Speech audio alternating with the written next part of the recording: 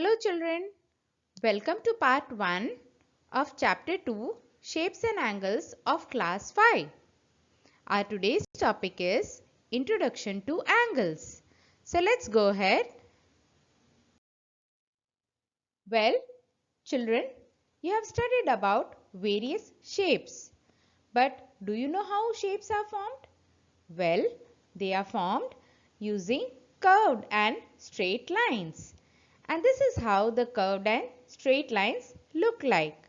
Straight lines can be drawn using a ruler and a pencil or a pen, whereas curved lines can be drawn with the free hand. Now let's see what are the different shapes formed by curved and straight lines. Well, here you can see in the picture number 1, 2 and 3 are formed using straight lines, whereas figure A, B, C and D are formed using curved as well as straight lines. What about the two stars below?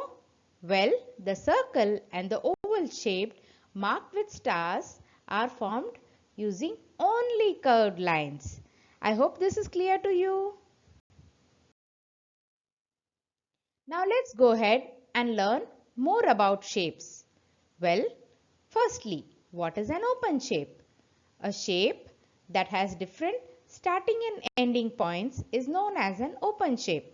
That is, when we start drawing a figure, we start at a point but do not end at the same point. Such figures are known as open shapes.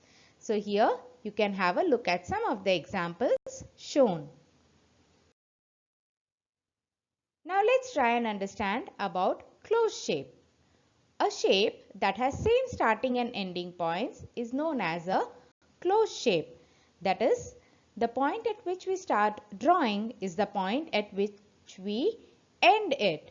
So such a shape is known as a closed shape. So here are a few examples of the same.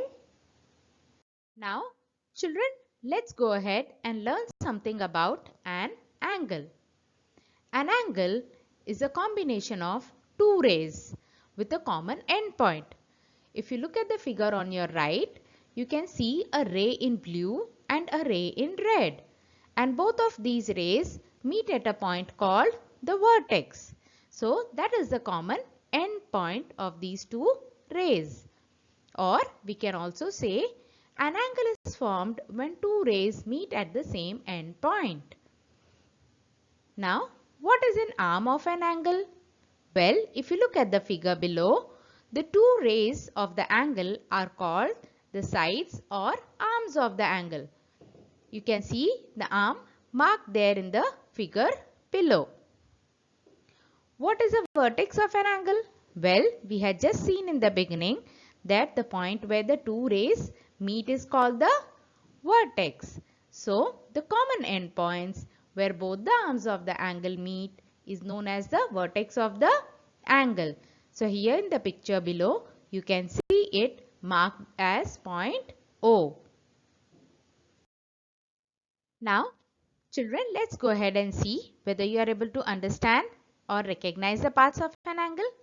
Well, the first is arms of the angle. In this figure, the arms of the sides of an angle are shown in blue color. Can you see in both the figures you have the arms shown with blue color. Whereas the vertex is the common point where both arms meet and it is marked with a red dot. So the red dot here shows the vertex to us. So these are the parts of an angle. Now let's learn something more about angle. Also, the angle formed by both the arms is marked in violet. So the angle is marked here in violet color. Angles are measured in degrees. Just as we measure length in meter or centimeter, the same way angles are measured in degrees. The symbol of degrees is a small circle written above the number. For example, 45 degree. It is read as 45 degrees. I hope this is clear to all of you. Now children, let's just have a look at the figure given here. Again, the two arms are marked very clearly and the vertex is the point where both the arms meet. And the angle is measured in degrees. So now I hope if you had any doubts, it would have been cleared by now. So let's go ahead and see how do we measure angles. So children, let's proceed and understand how to measure an angle. To measure an angle, we use an instrument called the protractor. It is in the shape of a semicircle or capital D. The midpoint of its baseline is known as the central point.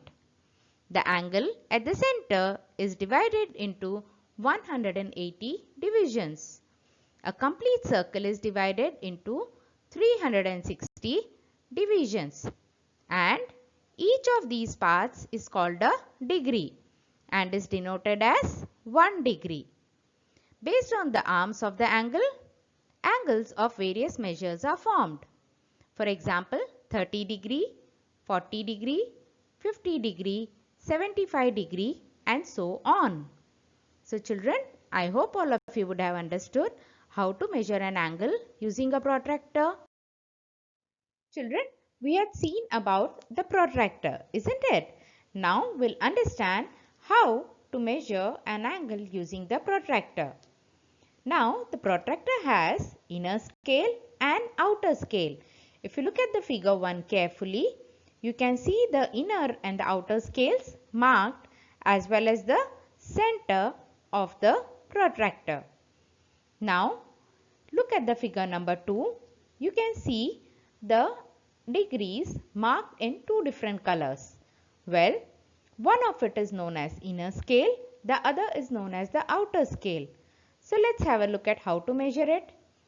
Children, whenever the sleeping line or the horizontal line is along the baseline on the right hand side of the center, we start measuring from the 0 of the right hand side. And 0 of the right hand side is the inner scale in blue, isn't it? Whereas if you observe the figure on the left hand side, the ray that falls to the left of the center, we start measuring from the outer scale that is marked in red color. So let's go ahead and have a look at an example to understand it much better. Now children, let's have a look at the steps of measuring the angle. First, adjust the 0 degree baseline of the protractor so that it lines up with line BC. That is, here the 0 degree of the inner scale is placed along the baseline of ray BC. Then, the next step, since the angle is an acute angle and the 0 degree baseline was used from the right, we take the reading from the inner scale. Why? Again I'll repeat, because the ray BC is on the right hand side of the center point B. We start measuring from the inner scale marked in yellow. So, starting from 0 degree, we move on to the ray BA. We can see that the ray BA falls on 30 degree of the inner scale. So, here the measure of angle ABC is 30 degrees. Let's take a practical example of this. So children, let's see how to measure an angle using a protractor. So let's recall the steps. Adjust the 0 degree baseline of the protractor so that it lines up with the line of the angle. Next, start measuring the angle in the clockwise direction starting from 0 degree. Then move along the outer scale and measure the angle. So let's go ahead and do it. Here we place the baseline along the 0 degree and measure it to be 115 degree. So this is how an angle is measured. Now children, we had learnt about angle and its parts. Now let's learn something more about angles, interior and exterior of an angle. Let's see what it is. Interior of an angle. In this figure, the part between the arms of the angle is known as interior of an angle. You can see it is represented here using green color.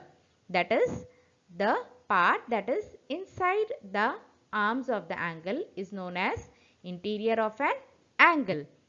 And exterior of an angle. In this figure, the part outside the arms of an angle is known as the exterior of an angle. So, here it is represented using yellow color. So, I hope you are clear with interior and exterior of an angle. So, children, now I have a task for you here. Identify open and closed shapes. Look at these figures and find out which of them are open and which of them are closed. Go ahead and do this. With this we come to the end of the video. So, if you did enjoy the video, children, please click on the like button, subscribe and share it with your friends. See you soon with the next one. Bye till then.